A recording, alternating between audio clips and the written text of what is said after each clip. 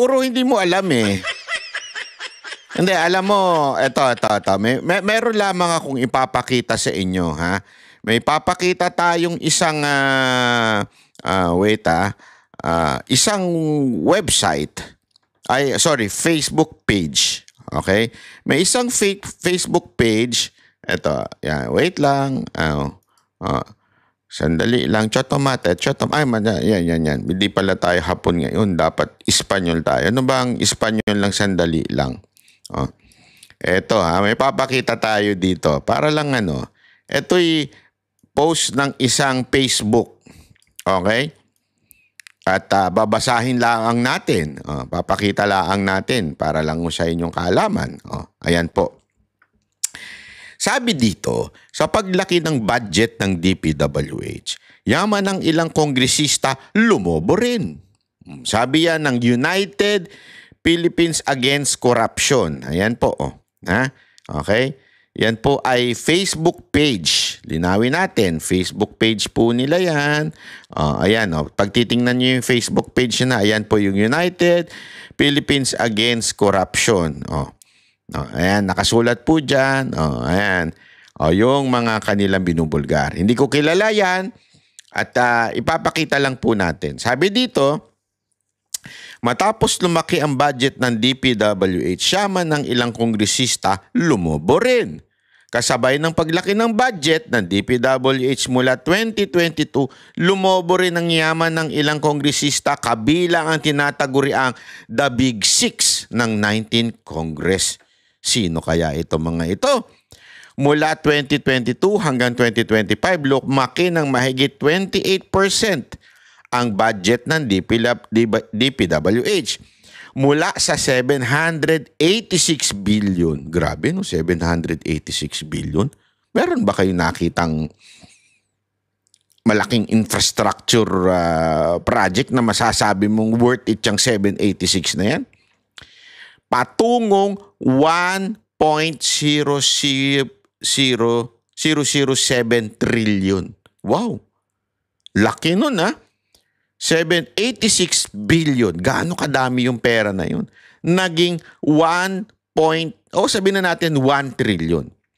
Habang ang flood control budget naman ng ahensya lumaki ng mahigit 100% mula sa 128 billion patungong 256. Sabihin, double. Pero hindi lang ito lumobo. Binabasa ko lamang po ito, dahil habang lumaki ang ginastos ng pamahalaan para sa mga programang infrastruktura ng DPWH, lumobo rin na mahigit 1,000% ang yaman ng tinaguriang The Big Six. 1,000%. Lintik yan, tindi nun, sabi ng Facebook page na to, na siyang responsable sa pagpasa ng kontrobersyal na 2025 national budget. Sila rin ang tinuturong nasa likod ng korupsyon sa mahigit 800 bilyong flood control budget ng pamahalaan. Again, we are just reading this. We are not saying this is true. This is not true. We are just reading this, and for the sake of fair commentary, sinasabi ko sa inyo na ito'y nagaling laang sa isang Facebook page. Ngayon, kung hindi ito'y totoo, abay sana magpakita at sumagot itong Big 6D umano na ito. Di ba? Kasi nasa SALN daw Makikita sa ibaba ang paglaki ng kanilang yaman sa isinumiting Statement of Assets and Liabilities and Network. So SALN. Again, we're not saying they are corrupt. I'm not saying that. But sabi dito, sabay lumaki ang budget ng DPWH at ng kanilang SALN, itong 6. Si House Speaker, noong 2025 network, 3.46 billion mula sa 315 million. Wow, that's 1,000 increase. Former House Appropriation Committee Chairman and ako Bicol Party List Representative Zaldico, 2025 net worth 1.51 billion mula sa 236 million.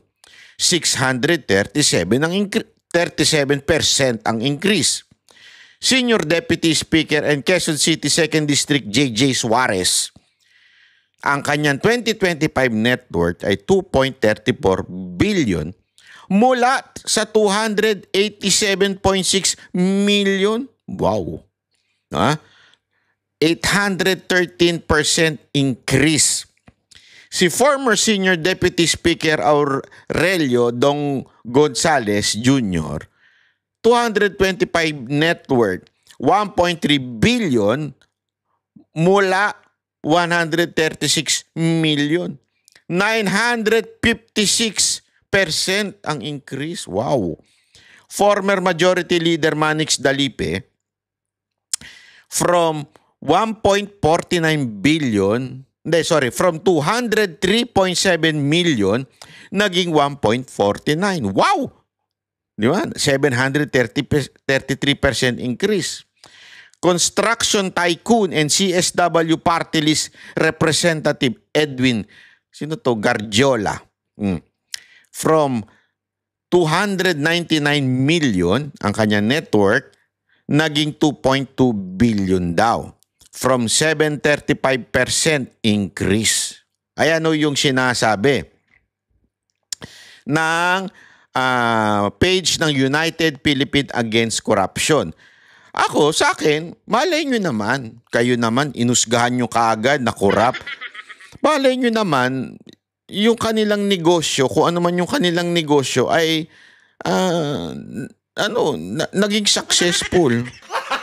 Gago! Hindi, malay nyo may iba silang negosyo na naging successful yung kanilang negosyo. Di ba? Huwag nyo naman kagad inusgahan. Kayo naman. Hindi ba pwedeng maging successful ang kanilang negosyo within 3 years? Gago! Tama ba? 3 years? Oo. 2022 hanggang 2025 eh. So 3 years. O, malay mo naman. Di ba? Naging successful. Power! Baka may mga networking sila. Kayo naman. Malay nyo, wag nyo kagad, wag nyo kagad silang hinuhusgahan. Gago! Hindi ba, wag nyo kayo naman, masyado naman kayong makapanghusga. Wag naman ganun, hinuhusga nyo naman kagad. Hindi naman ibig sabihin, kurap na kagad porket yumaman lang ng 1,000% ang increase ng kanilang salin. Ibig sabihin, kurap na kagad yun? Oh. Di ba? Huwag naman nyo kagad sabihin na korap yan. Tumaas ng 637%? Korap na kagad? Malay nyo naman. Huwag kayong masyadong mapanghusga ng kapwa ninyo, mga animal kayo. Di ba? Huwag kayong mapanghusga. Malay nyo naman. Hindi, baliin tong website, itong page ng United Philippines Against Corruption. Masyado mo naman sinasabi na porket hindi kasi magkano tinaasa, hindi kasi ito, halimbawa, minus nyo na lang 1, kasi ang hirap na to, hindi nakakasya sa hindi nakakasya ito sa sa calculator yung 1 trillion, sabihin na natin 1 trillion, ang in-increase mula sa 786, so more or less to 214 billion ang in-increase. Tama ba ako? Galing ko talaga sa mathematics, Tama, basta more or less 214 billion. Billion, billion. 214 billion. Kakasya ba yun doon sa in-increase na, sandali, titingnan ko ang in-increase nung kay speaker 2 billion. Di ba? Dito kay Zaldico, ilan yung hindi pala 2 billion. Basta sa masyadong mahirap na, hindi ko na makompute sa sobrang lalaki. Alam nyo, hanggang lang ako, ang computation ng utak ko hanggang thousands and millions lang Pero pagka umaabot na ng billion, di ko na kaya. Hindi na matarok ng isip ko, mga kababayan. Kaya, ewan ko Kaya lang, sa akin, huwag nyo naman kagad pinag-iisipan ng masama itong 6 na to. Malay nyo naman. Marami lang silang negosyo, naging successful. Masyado naman kayo mapanghusga. Ba ganun? Hindi, wag ganun. Pero ang maganda, ipatawag talaga. Di ba? Anyway, meron namang gagawin eh. May gagawin namang pagdinig. Narinig ko, may gagawing pagdinig si Marcoleta. Pag didiscuss natin sa mga susunod pang araw, magkakaroon daw siya ng pagdinig dito sa flood control project. Sana, ipatawag niya yung mga may-ari. Di ba? Hindi ako sana ho ipatawag niya DPWH, ipatawag niya yung mga may-ari ng mga construction na ito.